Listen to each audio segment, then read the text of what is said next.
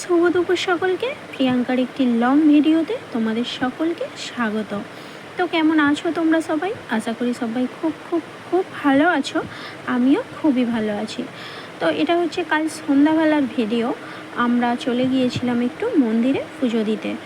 তো তোমরা অনেকেই জানো হয়তো আমার যা প্রেগনেন্ট। তো ওকে কালকে সন্ধ্যাবেলায় নার্সিংহোমে ভর্তি করানো ছিল।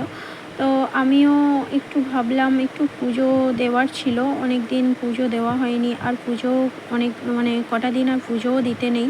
তো যার কারণে মনটাও ভীষণ অস্থির লাগছিল।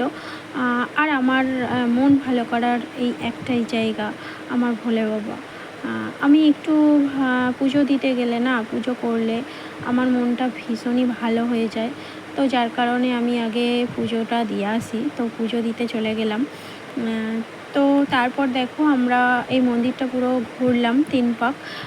মন্দিরের নিয়ম অনুযায়ী 3 পাক ঘুরতে হয় পুরো মন্দির চত্বরটা।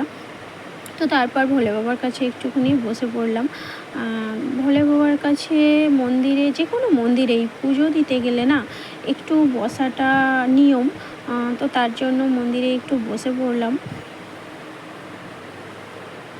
তো তারপরে দেখো এখানে মন্দিরের বাইরেটা এত সুন্দর বানিয়েছে না, লাইটিংয়ে সন্ধ্যাবেলাটা এতটা সুন্দর লাগে দেখতে, বলার ভাষা নেই। এখানে অনেকগুলো ঘটি রাখা আছে। যারা যারা পুজো দিতে যায় তারা প্রত্যেকে চাইলে, এখানে বাবার শিবলিঙ্গ গড়া আছে, 11টি বাবার শিবলিঙ্গ গড়া আছে। তো চাইলে যে কেউ এখানে গিয়ে বাবার শিবলিঙ্গে জল ঢালতে পারবে। তো আমি প্রত্যেকটা শিবলিঙ্গে ঘটি করে নিয়ে জল ঢাললাম। তো ভীষণই ভালো লাগলো আমার। আর আমি সকালের দিকেই বেশিরভাগ পুজো দিতে যাই। তো মানুষদের পরীক্ষা চলছে, তার কারণে সকালের দিকটা টাইম বেশি হয়ে উঠছে না। তো যার কারণে ভাবলাম যে না, সন্ধ্যাবেলা হলেও আমি বাবার মাথায় জল ঢেলে আসবো। আর আমি সন্ধ্যে পর্যন্ত ভাত খাইনি, ভাত না খেয়েই বাবার পুজো দিতে গিয়েছিলাম।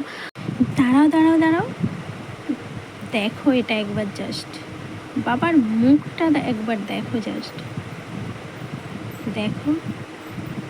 মনে হচ্ছে না হাসছে? মনে হচ্ছে এক গাল হাসি। কি মিষ্টি লাগছে না বাবার মুখটা? তো তারপর দেখো দুজনে একটু বাবাকে নিয়ে ফটো তুললাম। আর তারপরে হচ্ছে এখানে, এটা হচ্ছে তার পরের দিন সকালের ভিডিও। তো আজকে সকালের ভিডিও বলতে পারো। তো রেডি হয়ে গেলাম আমি। আর এখানে বড় মানু, একটু তাড়াহুড়োর মধ্যে আমি ছিলাম। তো বড় মানু ওর বোনের চুলটা বেঁধে দিয়েছিল, স্কুলে যাবে বলে ওরা রেডি হচ্ছিল। তো তারপর তাড়াহুড়ো করে একটু যা হোক রান্না টান্না করে আমরা দুজনে বেরিয়ে গেলাম নার্সিংহোমে। তো দেখো আমার যাকে ওটিতে নিয়ে গেছে, আর আমরা সবাই বাইরে অপেক্ষা করছিলাম। তো কি বলবো, এই অভিজ্ঞতাটা না আমার খুব কম। আমার লাইফে আমি এরকম অভিজ্ঞতা দুবার আমার হয়েছে, আমার ছোট জায়ের সময় আর এই মনির টাইমে। এই দুবারই আমি এইভাবে ওটির বাইরে ওয়েট করেছি। কি ভীষণ যে টেনশান, কি বলবো। আমার তো হাত পা পুরো যেন সেই কাঁপছিল। আমার না, সবারই হচ্ছিল। একবার করে বসছি, একবার করে দাঁড়াচ্ছি, ওটিতে সারাক্ষণ ওটির দিকে তাকিয়ে দাঁড়িয়ে আছি। এইভাবেই কাটছিল আর কি।